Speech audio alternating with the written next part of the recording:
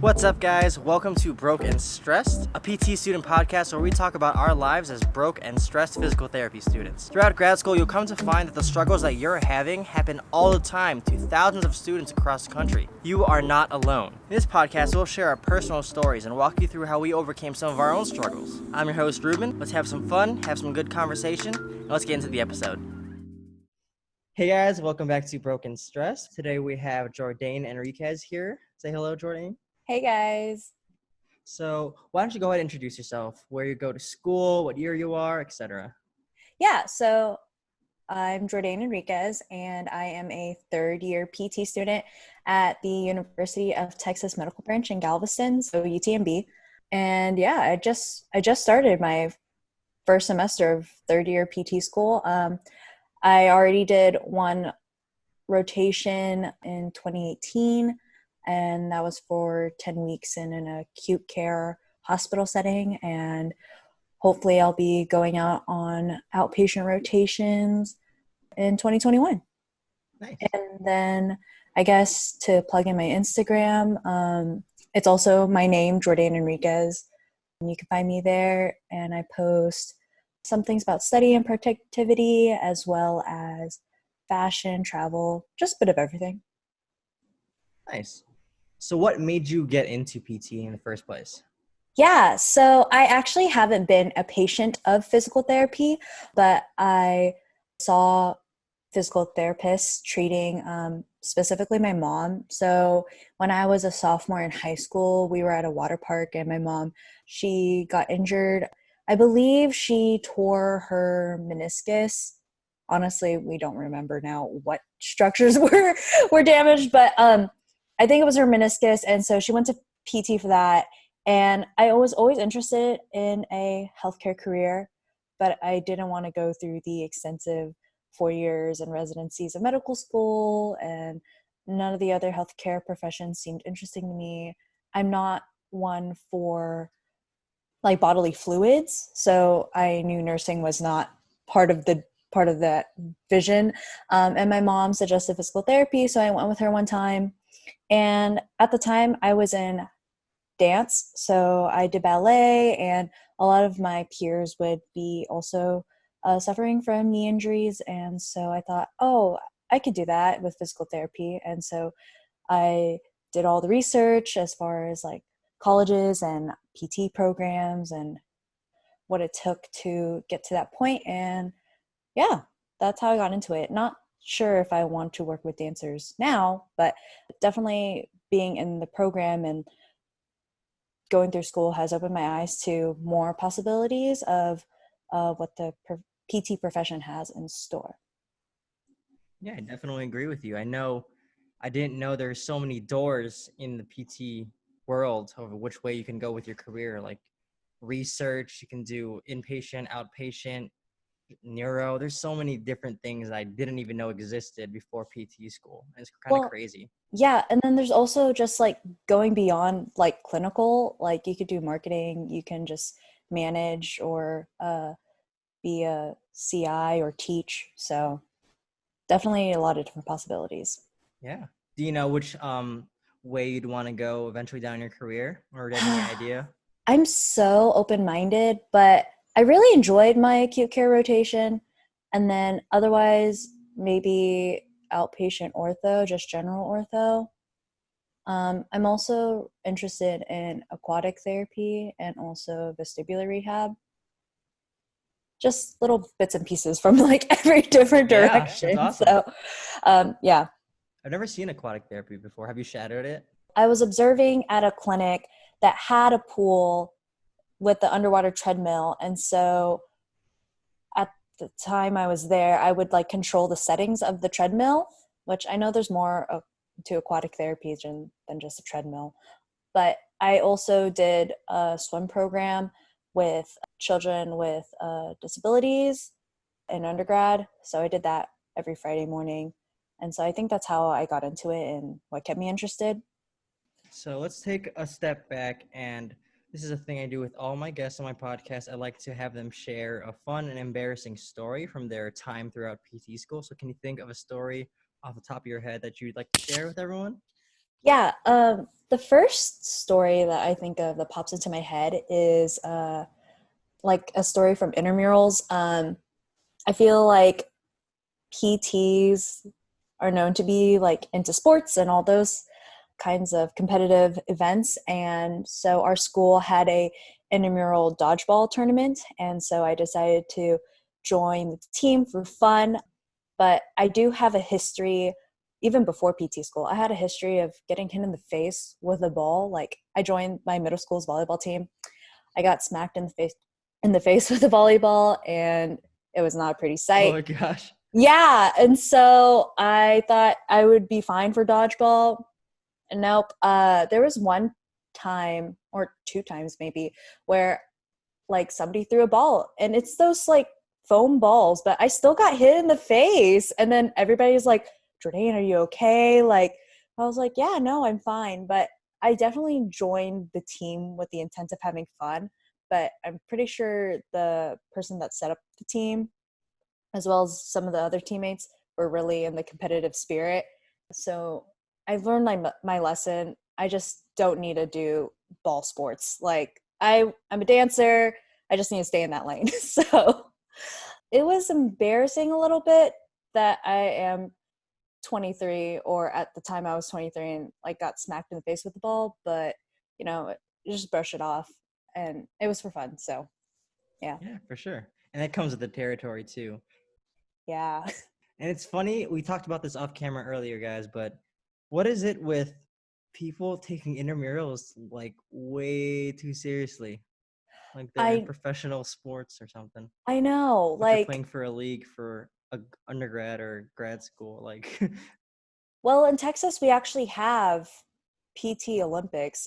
We didn't have it this past year because of COVID, but all the PT programs in Texas get together in like the middle of Texas. So, uh, oh, no way. yeah. So at the UT Health Science Center in San Antonio, we all meet there, and it's like 3 days of just different sport tournaments. So dance and volleyball and softball, ultimate frisbee, tug of war. Like, it's like a bunch of games and different sports. And yeah, you compete against like 14 other programs in the state, and you collect points, and then they give out like a golden goni, so like for team spirit. And it's just a lot of fun getting to talk with other PTs from other programs. And yeah, so I feel like intramurals and just competitive sports just are associated with PT. Also, I feel like a lot of those who do go into PT school are naturally athletic. So I feel like that kind of Yeah, comes into play too. that is true. I wish we had that. We don't have that at all. For RPT Olympics, it's just the second years versus the first years, but Oh, nothing that's still amongst the different cool. programs. Yeah. Yeah. Texas is a big state. Yeah. So Man, I kind of want to do that. If I can somehow, if anyone's listening from Illinois, we're going to get a dodgeball tournament going or some sort of Olympics going. That'd be fun. oh yeah, that would be cool. Eventually, when COVID's Or gone. maybe just do like against the different healthcare Ooh, that's a good programs. idea. Yeah. Yeah. So you have now started your first semester of third year in the Yeah. fall. How's class? I mean, everything's obviously different now. Are you completely online, or do you have lab components, or what's going on? Yeah, so the way our program is doing school with the pandemic situation is we're mostly online. So we do, whether it be Zoom or Blackboard Collab or Microsoft Teams, we usually try to do like synchronous online live lectures. And then this semester, for one of our classes, we are going to be on campus once a week for 3.5 hours, and just have time to practice hands-on skills. So basically it's like orthopedic special tests. And yeah, as far as like testing goes, I think it'll still be online. I'm not sure if we have to go on campus yet for our exams, but we'll see when in like 3 to 4 weeks from now. I know we have to do our practice exams, like the PETs, which our program we don't have to study for the PETs. They recommend us not to study for it. But I know that's Huh? different for a lot of other programs. So Mm-hmm. So during the summer, was it all online, I'm assuming? Yeah, it was online to begin with, and then the lab stuff was like pre-recorded videos, and we would just learn from there. And then our teacher would come on in the last hour, and so we can just contact them via Zoom if we had any questions, and that was really good. Um, and then just being on campus for like 2 hours to practice, and then we would have our practical like a week later. But I think they're kind of slowly letting us be on campus on a regular basis. I think the goal is to do all the hands-on and on-campus stuff before Thanksgiving. So, Since I didn't have my summer clinical and we didn't really have hands-on, we haven't had any in-classroom stuff since March. I feel yeah. really rusty and not ready for my clinical. And I'm like kind of Yeah. scared.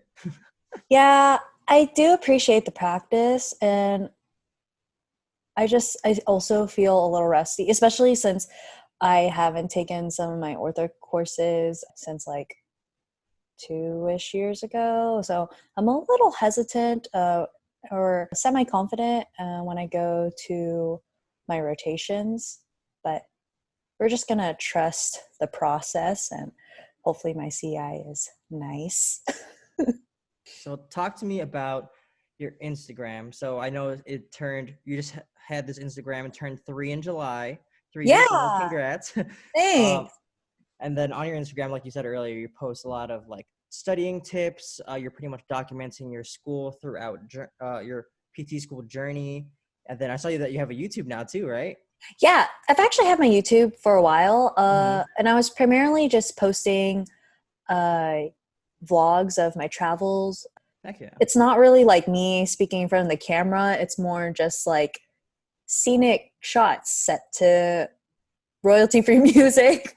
um, and that's just my editing style. But I did post a few like studying with me videos, or just talking about like my experience as a PT student. It's just editing videos takes a lot of time, and I don't have that kind of Yes. time when you're in school. So I don't post on YouTube regularly, but I hope to like post more often. Yeah, for sure. You definitely have a lot of good content out there Oh, on your thanks. Instagram. So how do you get your ideas for all your content? Oh, good question.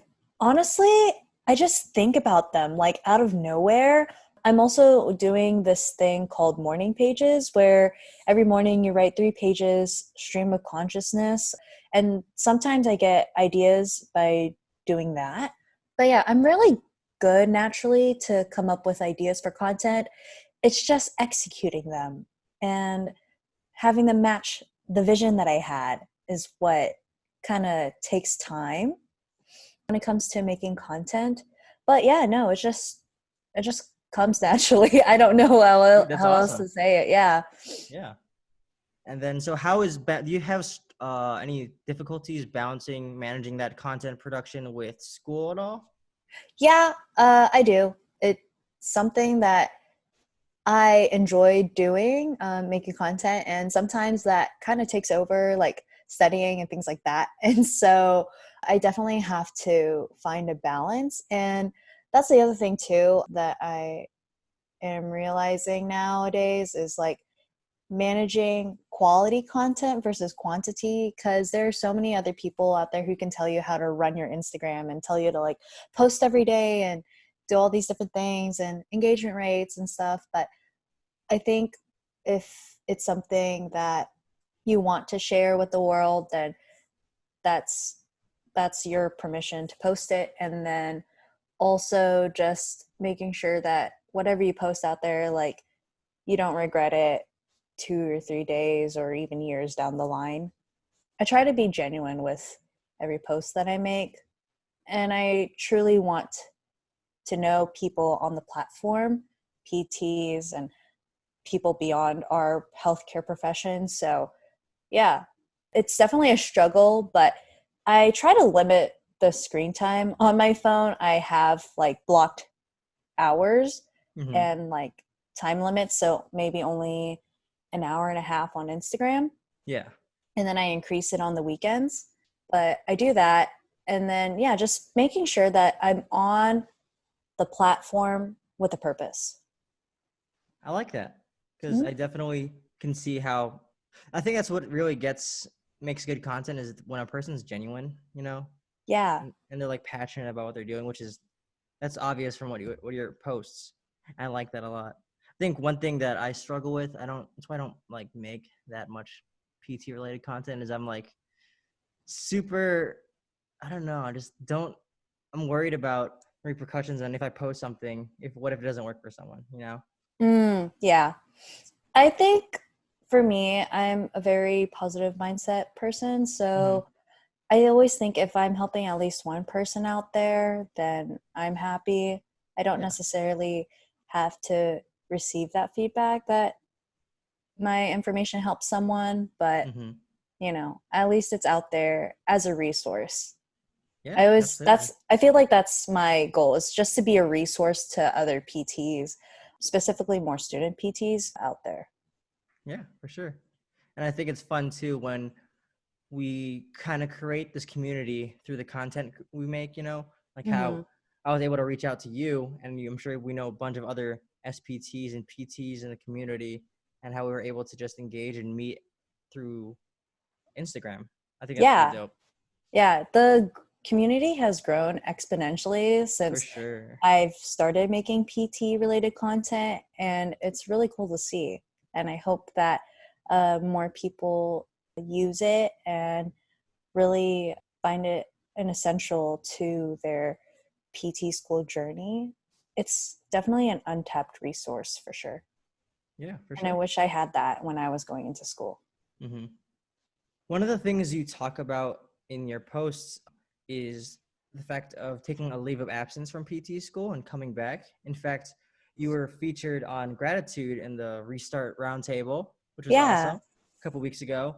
And this is, like you said in one of your posts, like something that's not commonly talked about. Hmm. So I want to commend you first of all for like being open and vulnerable and able to share your experience and, like you said earlier, just be a resource for people. I really think Thanks. that's Yeah. dope, and you're providing insight for people who are maybe even going through the same thing. Or so, can you talk to us a little bit about your journey in that respect and what it's been like?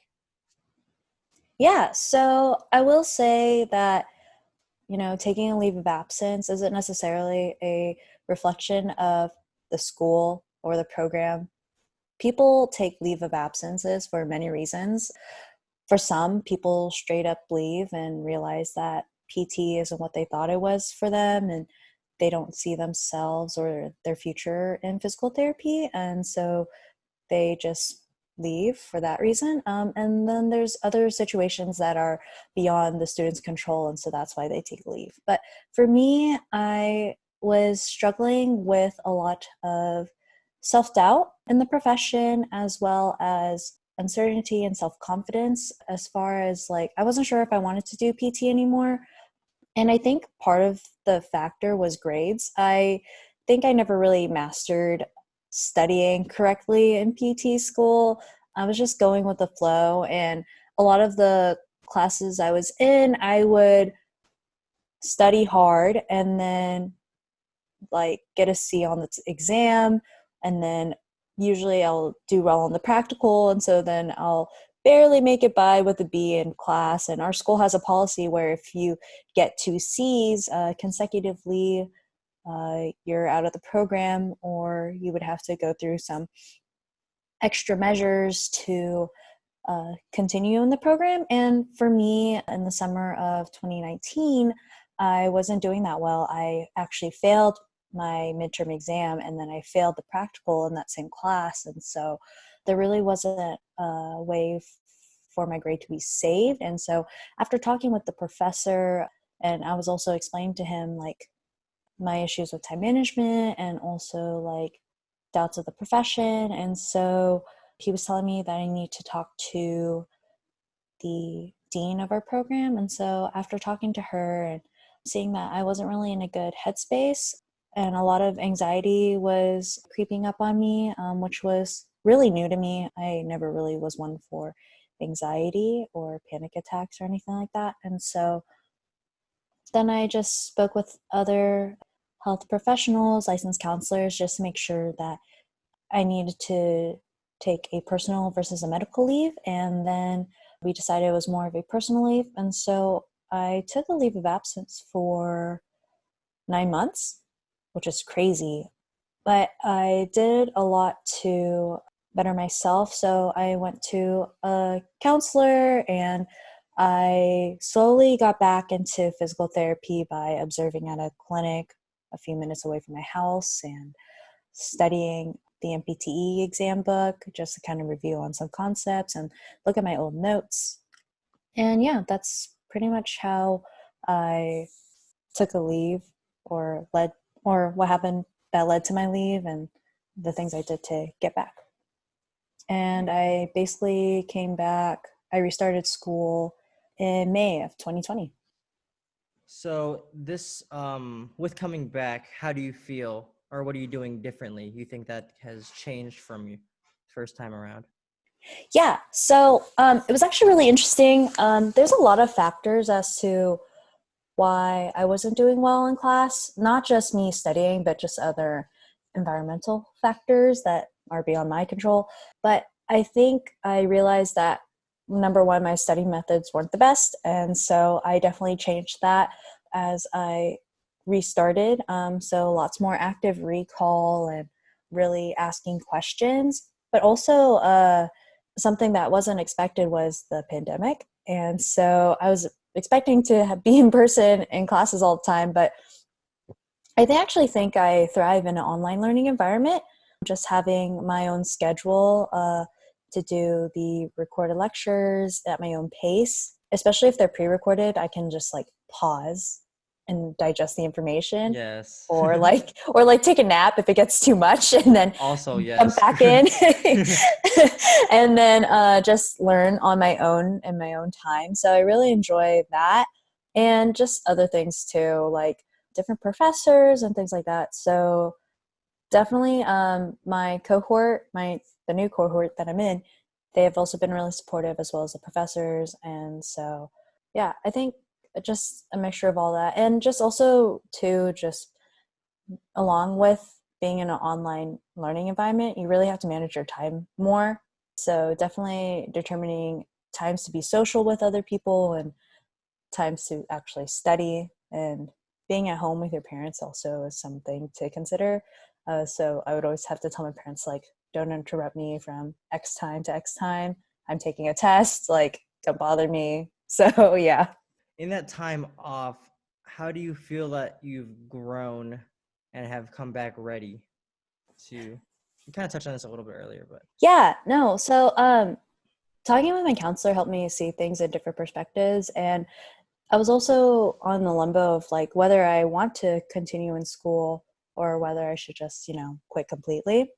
But I think what allowed me to keep going was seeing the gifts God has blessed me with, as far as like wanting to serve my community and knowing different moments where I actually have helped like my family or friends with their musculoskeletal issues. I know I'm not like a licensed PT yet, but they still ask me questions and pick my brain. So I do answer them, but I always tell them to, like, with a grain of salt, to take my words of advice. But there's just a population I see that needs to be served. And so I definitely want to continue on and pursue this career. I think the more I got into the career, the more I realized like I'm needed. And there's a reason why like God put me in this place to be in PT. And when you're struggling, you might not see that because you're just so worried and caught up in the moment. But I think in hindsight, like now I know what I need to do, and like I can see like a future in the career more, and it can just be beyond like clinical practice. It can be other things.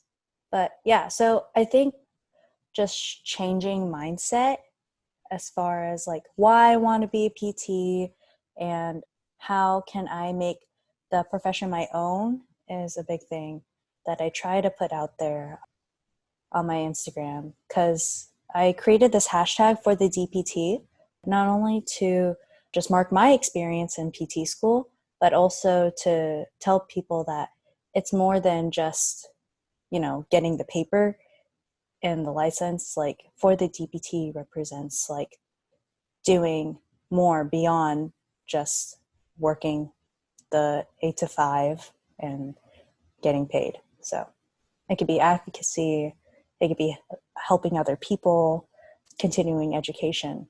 Yeah. I really like that. There's a lot of things I like about what you just said. First off, it was really inspiring how you were able to take a step back, and get yourself in a good headspace, because as much as people might not underestimate PT school, it can be challenging, and it can be a big stress in your life for 3 years. And it's good that so happy that you were able to take a step back, put yourself in the right mindset to come back, and not only come back, but come back stronger with Mm-hmm. a reignited passion for it. You've redetermined your why. You've made this your own, and I think that's just going to make your journey and your future with the profession that much stronger and awesome. So Mm-hmm. that's dope. Thanks. So do you have any advice for anyone restarting PT school, or anyone within a cohort that is receiving a student that's restarting? Yeah, for those who are in a cohort and they are welcoming a restart student, definitely be welcoming, be friendly. Don't ask them why they're restarting unless if that person is willing to say so. Yeah, just talk to them.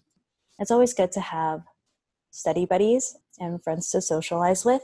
And that's something that I have had difficulty with since I've restarted.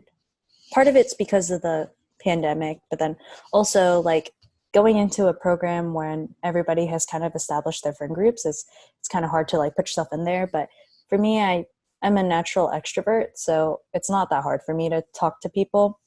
And then for those who are going to be restarting and actually have the opportunity to restart, don't take that for granted, because there's students who don't do well in PT school, like they actually fail out and their program doesn't let them come back in. So always be grateful for the opportunity that you get to restart, and also prepare yourself and make sure that what you're doing is different from how you did it before. So like studying, you definitely have to take a lot more initiative when it comes to like contacting faculty and just making sure your paperwork and ducks are in a row. Yeah, so just be on top of your studying, your work, the paperwork that goes into restarting. And you do kind of have to prove yourself that you have changed since the time you left. So definitely work hard, but don't let the pressure get to you. Yeah. And then what kind of, to end things off, what kind of final tips do you have for any general struggling PT student out there? Oh, yeah. Active recall is your friend. So don't just read your notes. You have to make sure that you are able to not only memorize it, but understand it and be able to apply it. Just making sure that you are thinking in the mind of a PT and what your professor might ask you. I enjoy looking up MPTE practice questions online because I feel like they're the best bet of what you would probably be asked on the test. And definitely to manage work-life balance, have a scheduled time to take a break and socialize. I remember when I was in the previous cohort, I had my group of friends and we would always have Friday night as our free day. And so we would get together and like watch Netflix or go out to eat and just enjoy each other's company. And so that I really enjoyed, having that scheduled time off so that we can not worry about school and just relax. And then, when the weekend comes, you can choose to study or not study. I would recommend that you study. That's my advice. First, thank you for sharing your story. Thank you for allowing yourself to share your experience and provide insight for anyone that was listening. Thanks. Yeah, no, I really enjoyed being here. Thank you. And thank you to everyone who is listening to today's episode. I'm obviously going to plug Jordaine's Instagram in the description of today's episode. So if you guys want to check out her content, make sure to give her a follow. I'm going to provide you with that link. And thank you guys again for listening, and I will catch you guys in the next episode. Later, guys. Bye. Thanks, guys, for tuning in to today's episode of Broke and Stressed. If you enjoyed the podcast, make sure to smash that follow or subscribe button to get notified whenever new episodes are released. If you want to connect with me on social media, you can find me on YouTube or Instagram. Thanks again, guys, for tuning in, and I'll see you next time.